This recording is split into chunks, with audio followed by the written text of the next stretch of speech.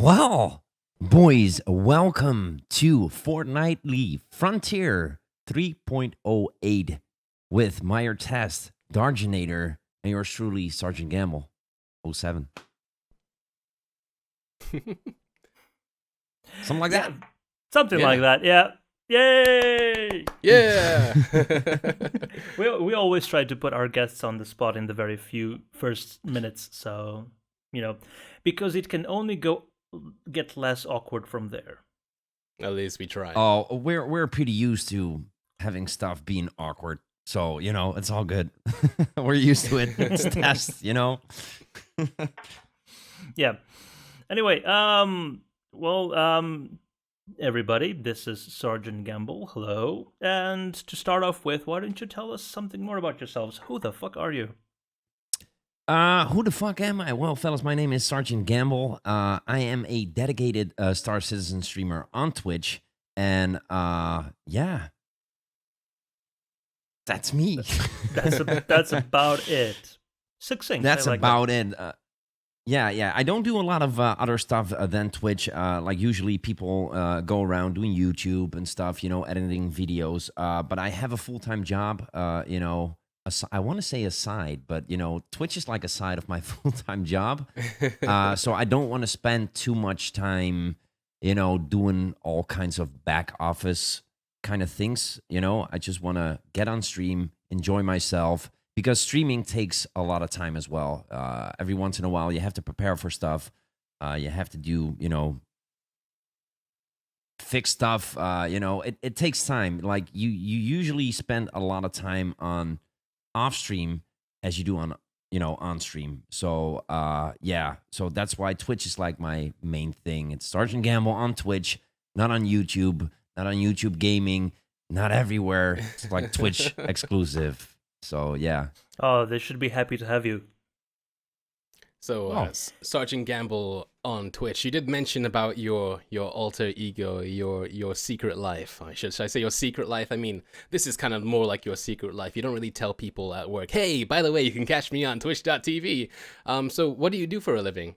Yeah, I actually don't. There's like not a lot of people in my real life, surroundings that know of my Twitch life. It's just that I work in a casino. I do that as a full-time job, like 40 hours plus, as a supervisor. So, I don't go around, in my private life. There's people that know, obviously, because they're my friends. But I keep, I tell them like, okay, so this is like my private thing. It's okay that it's okay that you tell people, but don't like, blow it up. Because don't spread it, yeah, exactly. I want to have my private life and my Twitch life a little bit separated, because obviously working in a casino, it brings attention to you. You get to know a lot of people socially, but it's like a weird relationship because it's business as well. So you want to get close contact with your guests. That's what we call them in a casino, or clients, or whatever you want to call it. So you want to have that, that distance. You want to become befriended, but you want to keep that at a distance as well, because, because casino stuff, it's like, a lot of people think it's like a mysterious world. At certain points it is, but it's still like a job as well. Like, and you want to keep stuff separated, I guess. Of course. Yeah. That's cool. So, your life and work in the casino, did that have anything to do with your name, or is it just a coincidence, or, where did Sergeant Gamble come from exactly? Sergeant Gamble actually came from, Gamble obviously is related to the casino as well. I started using it like back in 2010, 11. Back then, I was really into the MMO called Lord of the Rings Online. And you guys might have not known this, but I actually spent a lot of time in Lord of the Rings Online. A couple of friends of mine played that back then, and I was not really, wanting to get into an MMO. But yeah, they actually convinced me to, take a peek. And yeah, that was that. I was all up in there. I had like 4 to 5 maxed out characters. I was in there like all the time. I actually was an officer in a guild as well. So yeah, that's where the name came from. I called myself Gamble. One of the characters that I had in Lord of the Rings Online was Gamble, and I thought it had a ring to it. You know, it's a verb, but it's like I like the sound of gamble. It's a cool word, and It's a obviously cool word, yeah. it relates Were to you? my. Yeah, go ahead. Yeah, were you also were you already employed in a casino back then, or was this like a happy convergence? I was employed at the casino back then. I started working there in August of 2006. So I'm coming up on 10 years working in the casino. Gee, cool. So Nice. yeah. So that's where it came from. And I just, I've been using that name like it's become my new AKA, my new alias, like Gamble. And, so when I came to Twitch, and that was back in 2014, I believe, late 2014.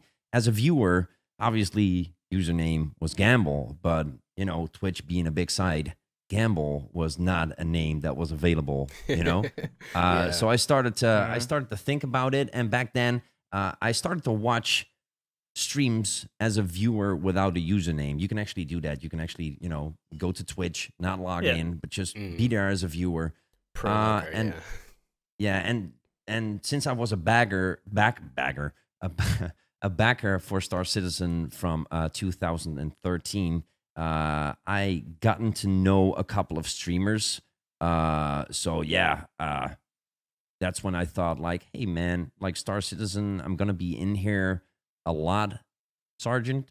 It's cool. I saw a lot of captains, and I was like, no, Captain Gamble, it's not the same. So I went with Sergeant Gamble. Yeah. That's pretty cool, yeah. There, That's there awesome. is there is some alliteration in it, yeah, so it kind of rolls off the tongue a little easier. Yeah. Mm. Speaking of other games, you mentioned Lord of the Rings Online. What other games did you play before getting into Star Citizen? I mean, most of our guests are really heavily into Star Citizen, so Yeah. it's kind of like the main thing they do. But what did you do before that? Well, obviously there was Lord of the Rings. I spent like 2 years on that, maybe even more as my main game. But before that and after that, I was just like all over the place. I played a lot of H1Z1 when that came out. I played a little bit of DayZ because that was like the intro of all the new survival kind of games, which Oh are yeah. such a hype now.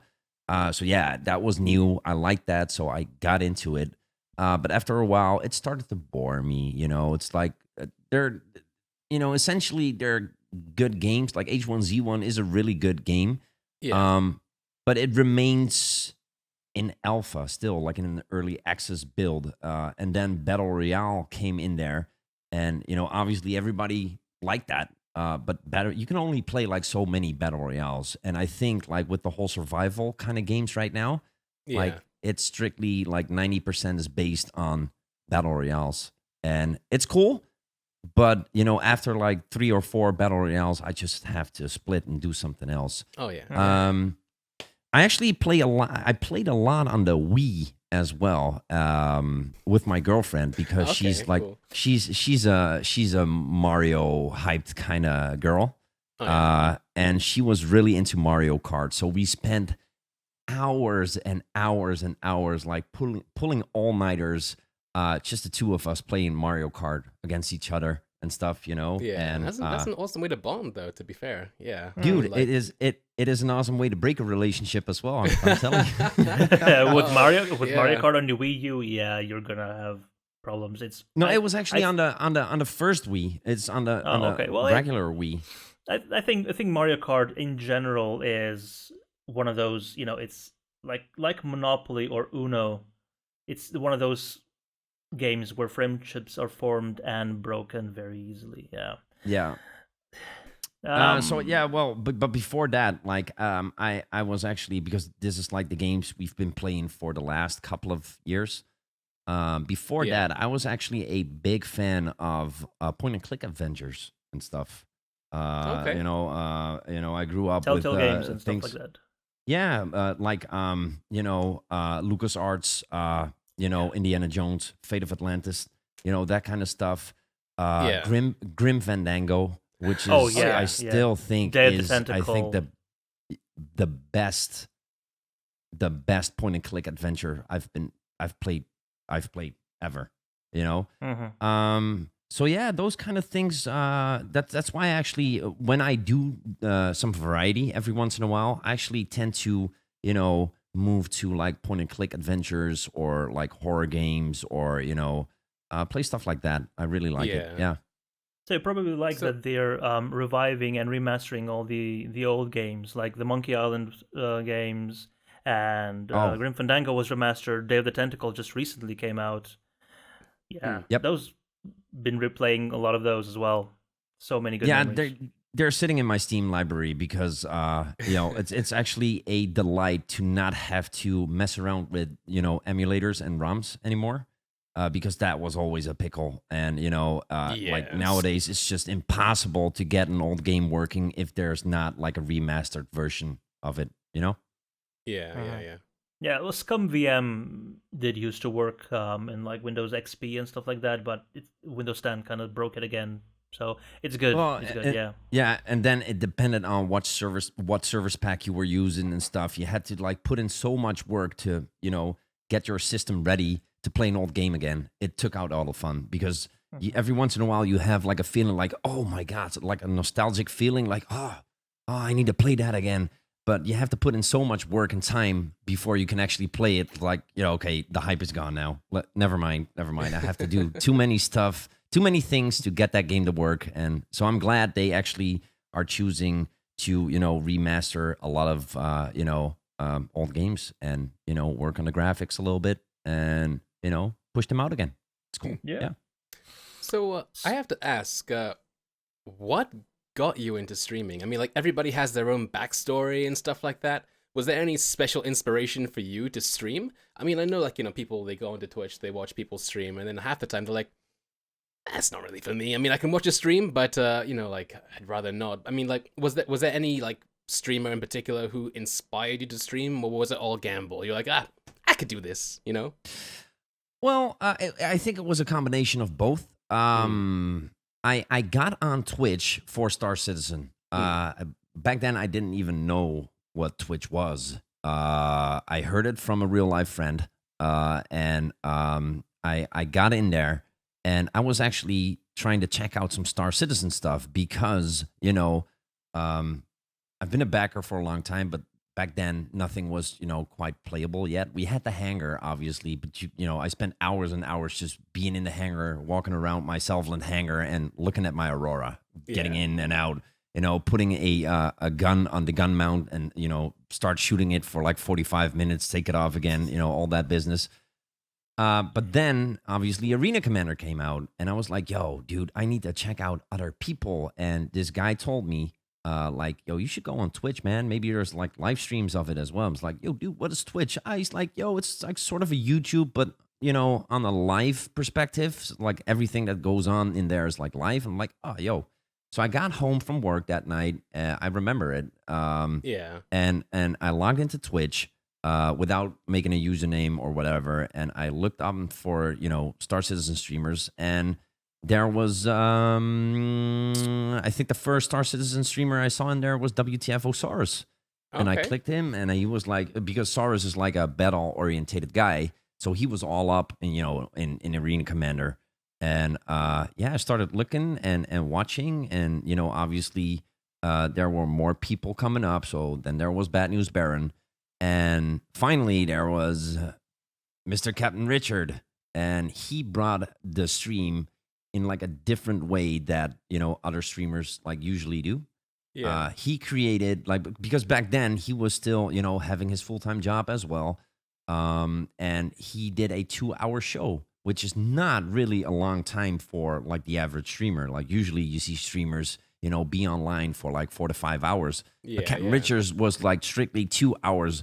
And the cool thing about that was he wanted to jam like all the info he could get into those 2 hours. So the stream was hyped. It was Yeah. quick. It was fast paced. There was a lot of talk in there. There was a lot of info, quick info in there. And Captain Richard, he was like talking for like an hour and a half. And then he had like 45 minutes of gameplay in, but it was perfect. And I because I get out of work like in the AM, so my time is actually 9 EST when I get off work, and that's actually the time that Richard started streaming as well. So I could watch that from beginning to end. Got home from work, got a beer out of the fridge, and sit down and just watch that. And then I started to think like, dude, like this is awesome, man. This is not like anything I've seen so far. This is like a show. It's like a show. I could choose to like turn on the television or just tune into Twitch, and I think I like Twitch better than whatever's going on the telly right now. Yeah, it's a lot more interactive. Yeah. Right. So that's when I thought like, yo, and it was I think it was like June or July last year that I actually started to think like, maybe I can do this, man. Maybe this is something for me. I like it. I know I'm like an energetic person. But yeah, that's like, yo, maybe I can do this. Maybe I can try this. But then, like a important thing started. Like, should I stream in English or should I stream in my native language? So yeah, that was kind of a pickle to choose because, obviously, speaking Dutch is easier for me because it's my native language. But there's not a lot of people in the Netherlands. So I'm like, yo, dude, I come home after work because that's the time I want to stream after work. Yeah. Everyone is in bed because it's 3 a.m. Like I should, choose to stream in English, I guess, and get with the American people. So that's how it started. And I actually, did like a couple of test streams because no one was telling me how this all worked. So I actually looked up a lot of YouTube videos on how to set up a broadcast program. What you're gonna need to get into Twitch. Looked at some overlays and how to set it up. It's a lot of work if you're new to that. Yeah. But then I came to the conclusion that Star Citizen was just a too damn heavy game to play on one system. And back then I had an i5 with I believe a GTX 760. So if I wanted to stream Star Citizen, because that was actually the game I wanted to stream because, Star Citizen, it's so amazing. I need to stream that game. But my system was just not up for that. So I actually stopped streaming again because I only did like a couple of streams, like test streams, and I saw that, this is not working. So I actually saved up some money to buy, build a decent gaming rig and use my old rig as a streaming PC. So that was, I think, late November when I actually got my new PC, and I set it up, and that's when I started to stream Star Citizen as a dedicated streamer. I think that's the whole story. That's awesome. Thank you for that. Speaking of streaming, what have in Star Citizen, what have you been streaming lately? So a lot of streamers like to sort of meta game, like to look for things that the developers maybe haven't thought of to actually put in the gameplay and get it, that sort of emergent gameplay going. So have you been doing any of that, or what have you been doing? Well, the thing is always like content, right? And obviously, like all the content we have right now is like warfare based. It's all set on battling each other. There's nothing else we can do right now. So yeah, people start to look for different stuff. And for example, last night on the stream, we built a tower of ships at Port Olisar. It was pretty epic. I had that idea like a couple of weeks ago, but obviously then we pushed to a new PDU, and that was just not stable enough to do that sort of stuff. Yeah. So last night, actually, I thought like maybe this is like a good night to do that. So I actually, with the help of my chat, everybody got into a server, and we were, starting to stack ships, and we started, on the bottom with like constellations, and then build our way up to smaller ships, and just to check how high we could actually go. And we actually managed to get like, I don't know, about 12, 13, 14 ships in there, like from big to small. There was like 5 constellations in there, 4 freelancers, a couple of wardens, some auroras. There was a Merlin flying around, and then after we built that tower, we actually got Wikipedia, and I can't remember the other guy, to ram into that tower to create this enormous explosion. Did you Yeah, crash the so server? that was well, not really. At a certain point, obviously, with all the big ships being spawned as well, Yeah. there's a lot of polys going on, so we actually dropped massively in frame rate, but that's understandable. But people started to drop out every once in a while. We didn't actually had a whole server crash. Yeah. It was still pretty stable. Actually, a guy in my stream was like, "Yo, dude, how are you able to get this amount of FPS? How are you getting these frames still with like 5 constellations out there?" It's like, dude, they're still working on the game and they're doing a good job. So, Yeah. 2.3.1 is actually a pretty stable kind of thing if Yeah. you look at it. Yeah. Yeah, It's so surprising then that after the that, server we did actually this. managed to stay up with Yeah, all I- with all the I- action going on. Yeah. I saw the video. It was amazing, Gamble. It Yeah. was like a really expensive, futuristic, high-tech version of Angry Birds. It was amazing, man. Yeah, exactly. Well, the funny thing was, we built that tower, and we were like, we did 2 towers, and the first tower was like all various ships, and the second tower was like test squadron related. Let's make a tower of strictly auroras. So wow, we okay. did, and when we completed that tower, obviously everybody wanted to see an explosion. So we were like, all right, so get a big ship out. And actually, Mr. Wikipedia, one of my mods, and one of the global mods of the test squadron, he actually got like a freelancer out because we needed a big ship because we wanted to make sure there was a big explosion.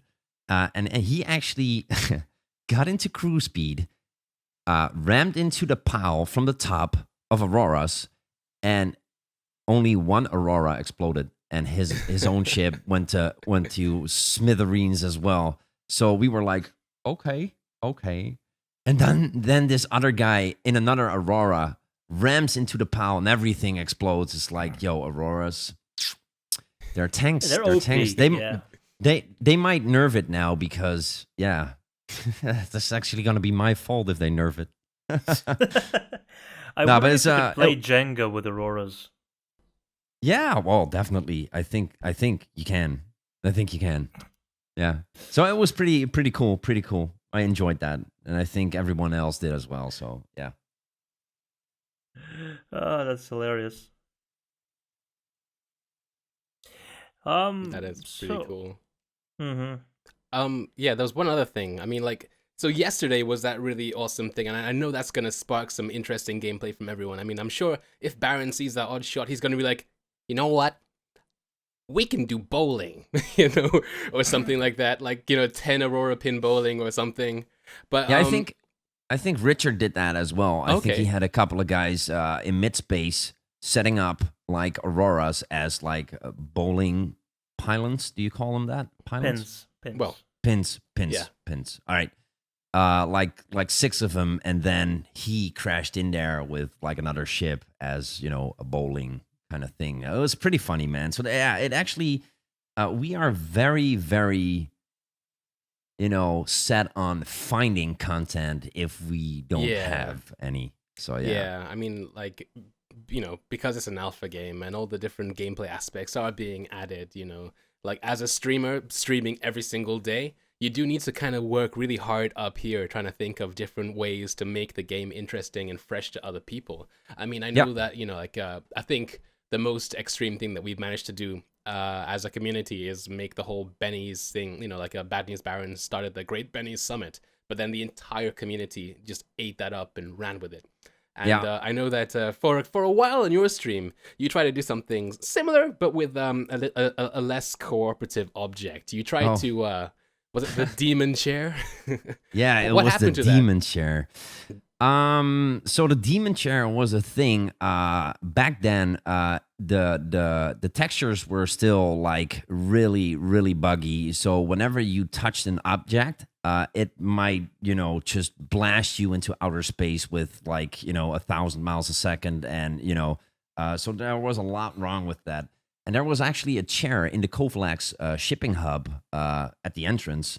And that chair was actually one of those objects that if you touch it in the wrong way, it will just mess you up. You'd either die or get, blown into space, So it's we like actually a tried to. Latina mama. If you touch it in the wrong way, it'll kill Okay. you. Yeah. Yeah, kind of. So what we tried to do is like have the Benny replaced, like the Benny vending machine, being replaced with the demon chair. But that was a lot harder to do because if you touched it in the wrong way, it would just, make you whoosh, and you're gone. So there was one time we actually made it back to Port Olisar and close to the airlocks, but that was as far as I could go with that because it was so hard. But it actually became a thing back then in the stream, that demon chair. It's the demon chair, and it was like a lot of it became some sort of a lore. It was pretty cool. It was pretty cool. But they fixed it, so I haven't come across any objects that actually do the same thing to you. So demon chair was good while it lasted, but it's out of the window now. Okay. So yeah, even as a player, I can tell you that 2.3, as great as it is lacking in content as it is. Looking forward a lot to 2.4 and the first things of persistence and clothing that I may be introducing. What are you looking forward to in the game? I am really short term and long term. Yeah, so on short term, I'm what? Short term, I'm actually really, really excited on getting to see some planetary stuff. The planetary and the procedural generation on that, we had that small sneak preview on what it's gonna be like, and I was just like, it was jaw dropping. I'm like, oh no, if this is what it's gonna be, I'm like, dude, I might need to get a divorce. I don't think I could, you know what I'm saying? It's like, oh my God, I'm gonna be in this game for like 24/7.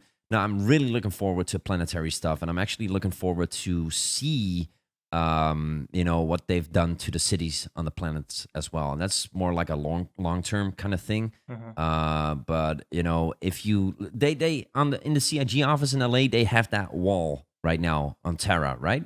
They actually made a picture. And the wallpaper is like all, one big picture of, city on Terra. Yeah. I'm like, I think it's Terra Prime. Dude, that if city's gonna look like that, that's gonna be so amazing. And I'm really, really excited to see that. So if you want to ask me on the short term, planetary stuff, dude, I really like to see that. And on the long term, to see how pretty they can actually make this, this whole planetary thing, and with the cities in it and how that's going to look like and what you can do in it and how big they're going to be. Because obviously the cities right now, they would have like boundaries just a little bit. Like, and I would like to see how they would actually, pull it together, that they would make a smooth transaction from something that is, hand built to procedural generation. So I'm really interested in how they're gonna do that. Yeah, totally. That's the Frankfurt office working on that. Yeah, the big boys in Germany. Yeah. Speaking of Germany, though, I mean, like, I know CitizenCon is happening in LA later this year. You're going to that, correct? Yes. Will you be going to Gamescom as well? Yes. Ah, okay. I will. That's where I tied in the Germany thing. Right? Yeah. Okay, yeah. I Um, was thinking, how does LA tie into Germany? But yeah, okay, you make a good point. I However, did it. Yeah. didn't they say that they don't have any specific plans for Gamescom? For They're Gamescom, gonna yeah. yes. they're gonna be at Yeah. Gamescom. There will be, but there won't be like a special event like No, it no, has no. been for the past 2 years. No, and I was really, really sad to hear that. Like, I think they announced it like a couple of weeks ago. Like, we're not gonna have an event on Gamescom, and I was like, oh man, because I've been there. I've been to the Star Citizen event at Gamescom in 2014, and it was amazing. It was the show where they released the Constellation variants, and Yeah. it was a pretty darn good show that they gave away there, and there was like 2,000 people at that venue. It was just like a big party. It was Yeah, amazing. So I was I was actually there. like kind of. You were there Yeah. as well? Oh yeah, I've been for the past 2 Gamescoms.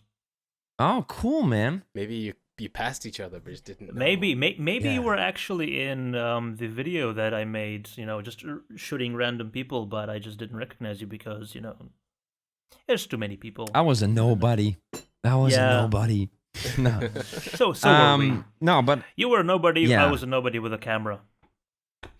Right, exactly. No, but yeah, Gamescom. Supreme is actually, deciding if he wants to get to Germany as well and attend Gamescom. But we're still on the fence on that, so I might need to talk to him about that. Okay. But yeah, I'm definitely going because I always get trade visitor passes, and that's just like so good, so good. I would advise you, if you ever want to go to Gamescom as a visitor, try to get trade visitor passes. You obviously need someone that like owns a business in like something that has to do with either it could be web design, it could be whatever, but it has to be in the interweb business or online business. Yeah. But they're like not expensive at all. I think they're like $25 or 25 euros more expensive than just regular tickets, and you'll get like a whole area that's that's like accessible for you to go in, and you'll have a blast because like I think like a quarter of everything that's happening at Gamescom is like business related as well. So they have a massive hall with all the business, all the large companies are there, all the big publishers are there, and just everybody's just walking around.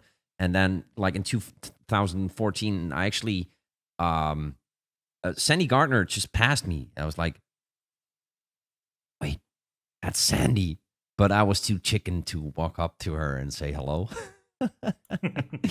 Because I was like overwhelmed. It's like, dude, it was my first time there. It's like, okay, all the big people are here, and I'm just walking here like a regular dude. So if you want to, if you want to get there, just try to get trade visitor passes. You will enjoy it. Trust me, it's worth the extra $25. Hopefully, we might be able to do something if I manage to go, or if I end up going. Right. Say, yeah, I'm a staff member for a thing called Test Squadron. Like, there are literally dozens of us. Right. Yeah. Right. I think, Meyer, we will be in Germany at that time anyway for the other For Ring thing Meet. that we're going. Yeah. Okay. And that it's basically just You guys 70, doing- 80 kilometers away. Okay. You guys Well, doing other things? Yeah. Well, we're almost out of time now. So before that, Are I we, think though? it's time. Yes, we have 4 minutes. So. Oh, yeah, that thing. Yeah. So, it's time for the quick fire questions. So, Sergeant Gamble, I'll start first. What is your favorite caffeinated beverage? I'm sorry, what? What is your favorite caffeinated beverage? I just did that on purpose, so it will give me more time to think about it. Coffee, man, coffee. What is your favorite Espresso. alcoholic drink? Rum. What is your favorite Star Citizenship? Starfarer. What is your favorite non-Star Citizenship? Oh my God, what kind of question is that? It's a perfectly valid question, you pleb. No, the thing is, man, there's not really like spaceships I don't like because I think they're all cool. Like if from the Enterprise to whatever. That's such a political answer, man. No, It's such no. a- Okay. So, no, I can't. No. All right. Okay. I like. Do you no, like snakes? No. Yes. Okay. All right. And that's it. that brings us to the end of the quickfire question round. Okay, so Sergeant Gamble, thank you so much for joining us today. Lastly, where can we find you? People have seen you here on this, but of course, where else can we find you?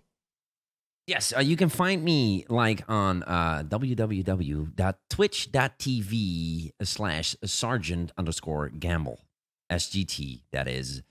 You can also find me on Twitter. Same thing, SGT_gamble. The thing is, so the same thing as under your name right now. Yes, it's the same thing. It's right there. That's for everything. Twitter, Twitch, all the stuff. The only thing is my schedule. Because I work in a casino and on regular times. With that, I have kind of a set schedule, but it's not really set. So you might want to follow me on Twitter if you're interested in seeing more, because I post my stream times on there and some other random stuff. So Twitter and Twitch. That's my focus, and that's it. Both starting with twit. Twit. Twit. All right. So, ladies and gentlemen, that was Season 3, Episode 8 of the Fortnightly Frontier with me, Meyer, my friend Dionator over there, Sergeant Gamble underneath, and you guys. And so, yeah, we'll see you in the verse. You guys are so slow on the salute, man. I mean, we might have to cut that and just do it again. Yeah.